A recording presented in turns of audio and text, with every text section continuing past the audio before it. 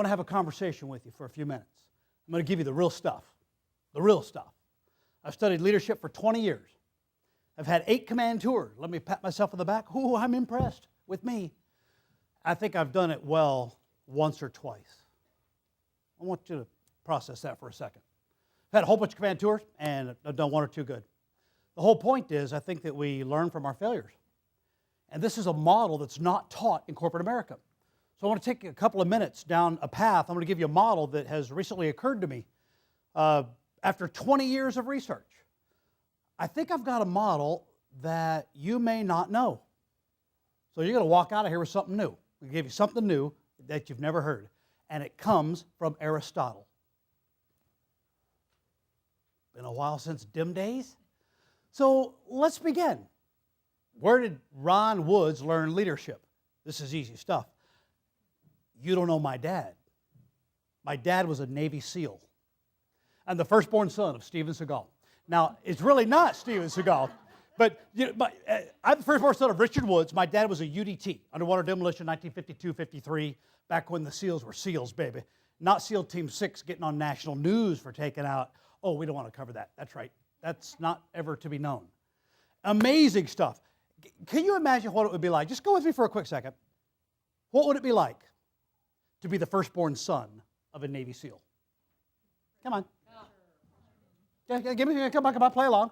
Tough. Pressure. You learn to swim early. You got that right. No one in our family said, I can't swim. He's like, you will now splash. That's right. See, that's how I taught my son how to swim. Hey, I'm going to teach you how I did. My dad was the only dad on the block who had an 18-inch Bowie knife. And he wore it on his belt buckle. He called it his conflict resolution tool. You know, you think I ever gave my dad lip growing up? In fact, you think I ever gave my dad feedback growing up? What were the only 2 words I said to my father? Yes, sir. Yes, sir. I learned to salute at the age of 6 months. Held on the crib one hand and salute with the other hand. That's right. Boy, I was good. I could do 21 arm push-ups at the crib. Whoa! Try to regain my position in the pack. It's one of those things. My dad, I love things that are juxtaposed, because the stuff that you remember forever. Here's a juxtaposition. My father's a Navy SEAL. He gets out of the SEAL teams in 1960. Right, he was in there for just a few years. He moves back to El Paso, Texas, right, because of all the water. Some of you will get that later driving home. Oh, that was funny. And the rest of the people, it was, but it really wasn't. So here's the deal. What do you think my dad went to do for a job? If you're an ex-Navy SEAL, what do you do for a job?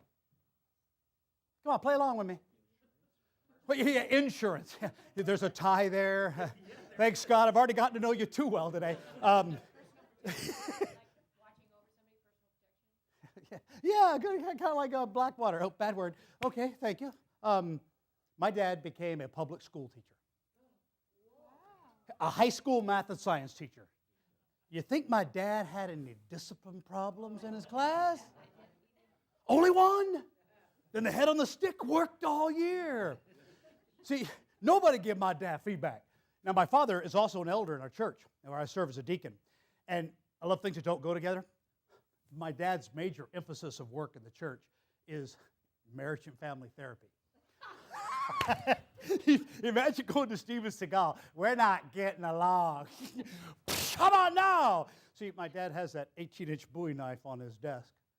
Here's the conflict resolution tool. How y'all doing? Oh, Mr. Woods, we're doing fine. 100% cure rate. Cure you, kill you. So that's where I learned leadership.